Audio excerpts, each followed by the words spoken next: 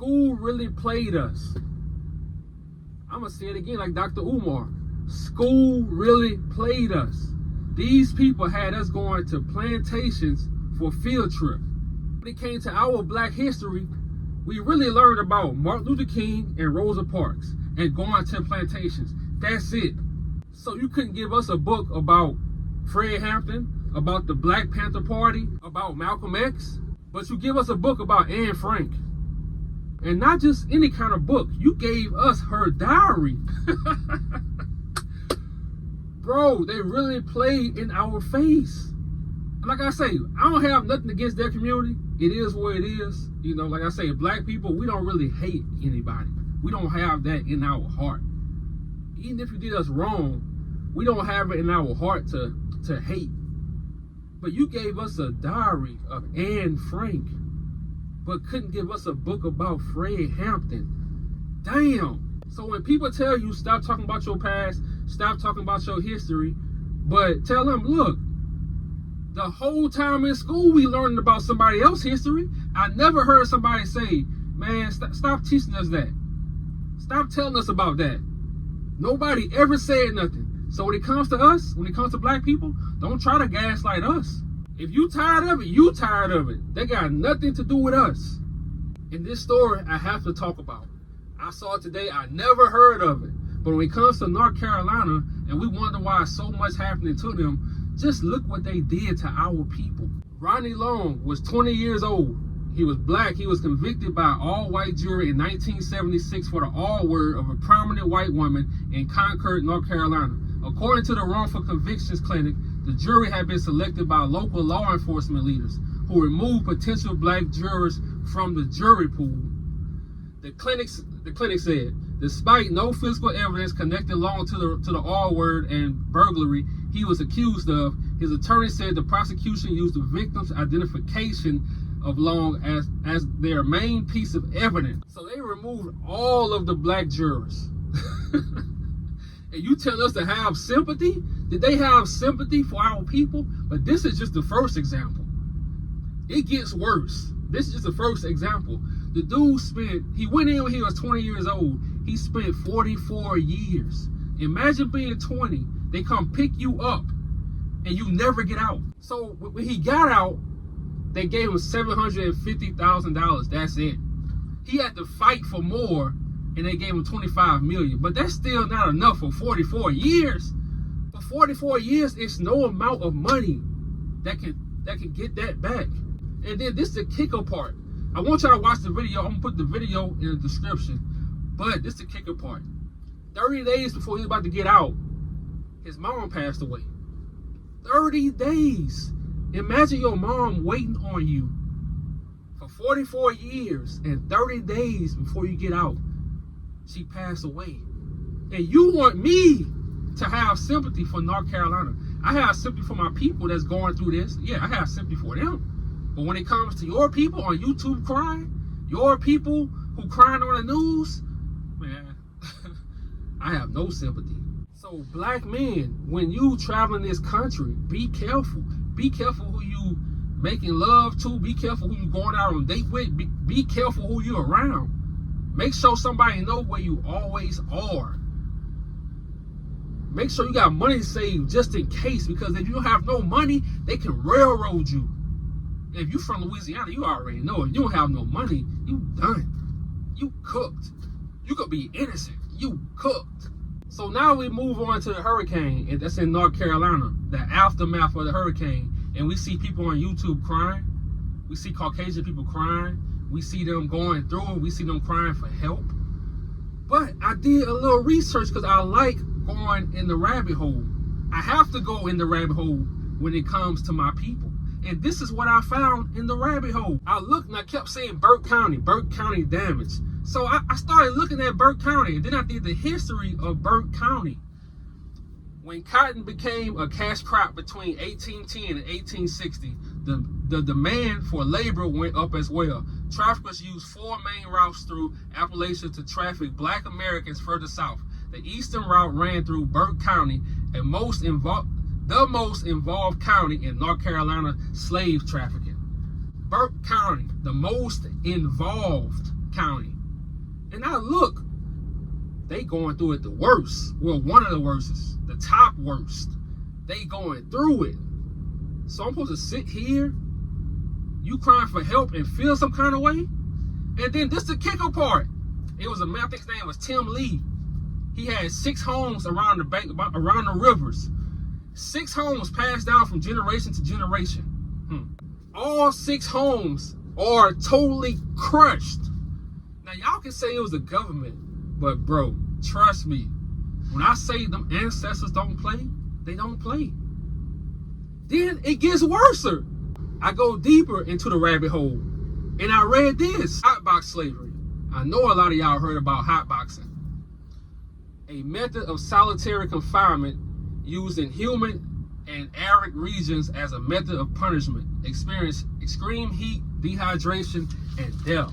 So you crying out for help because the hurricane came and destroyed your whole county, your home, everything.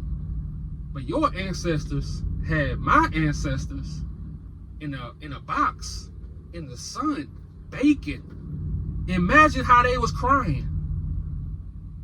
Imagine the tears. Imagine how alone they felt.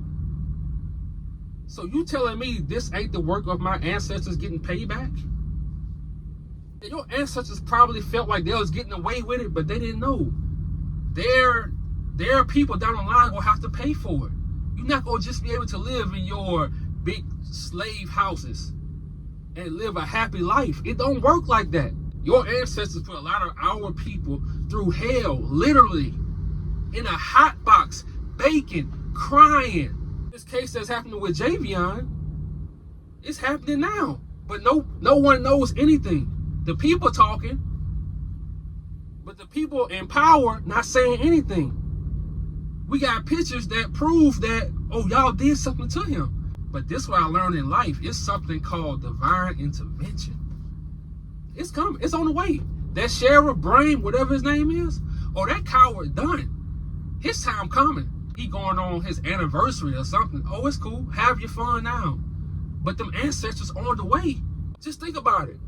Y'all unalive this young man, this young truck driver, and a week later, 2 weeks later, the worst hurricane recorded in North Carolina.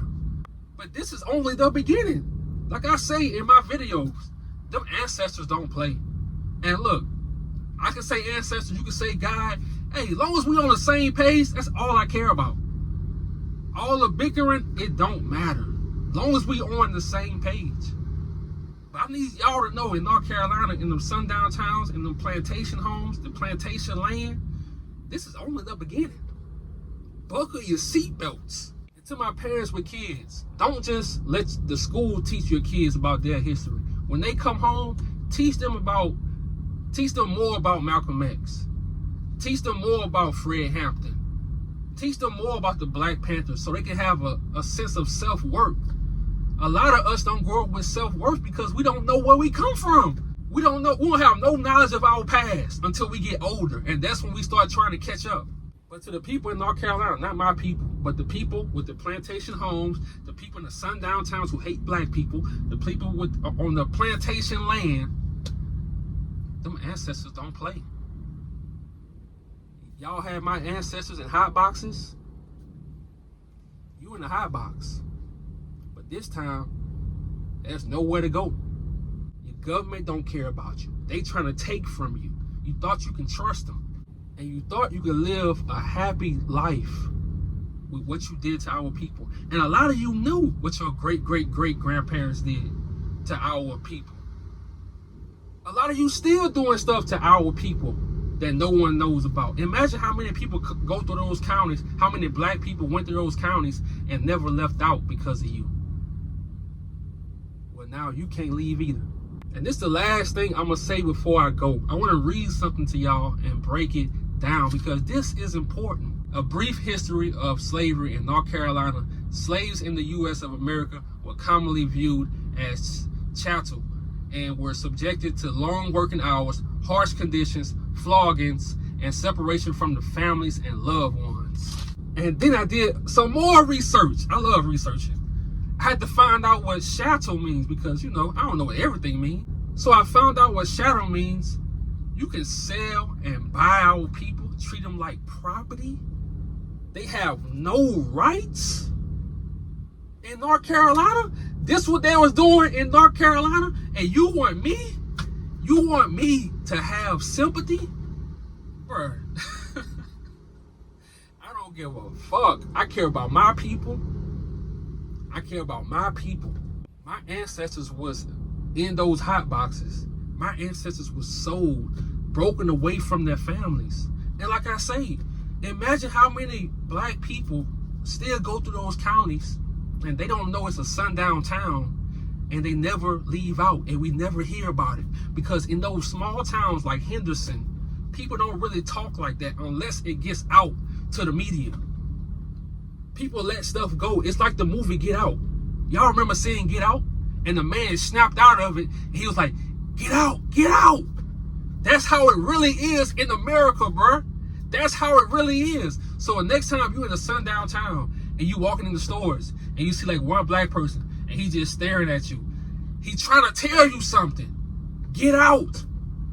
So that's why I make these videos, man, because a lot of our people travel. And we got a lot of women these days. They do a lot of traveling alone these days. And I'm telling you, the world is cold. When you black, you can't just walk around in La La Land. You can't do that because people hate us. For some reason, they hate us. We don't do nobody anything. Matter of fact, we really try to stay amongst each other. But for some reason, they hate on us. And it's never gonna stop. So that's why I make these videos, to keep everybody alert, man. These people don't care. They'll throw you in jail for 44 years and give you $750K. Or give you $25 million. And you in your 60s now. Yeah, the money good, but damn, all my family gone. So don't ask me to have sympathy or pray for these people. Was they praying for my people when my people was in the hot box? Or when they saw a picture of their great-great-grandfather and they knew he was a slave owner, did they say anything? Nope. They proud of it. So guess what? I'm proud of my ancestors. I'm out.